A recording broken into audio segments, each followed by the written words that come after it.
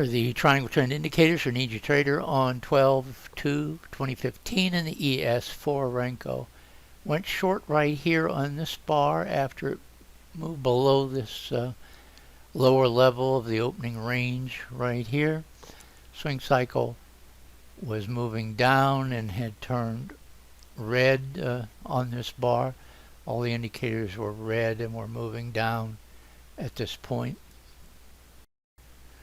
Well, this was kind of a meandering trade. Went up here and then back down here, so I got out of it right here for 5 points.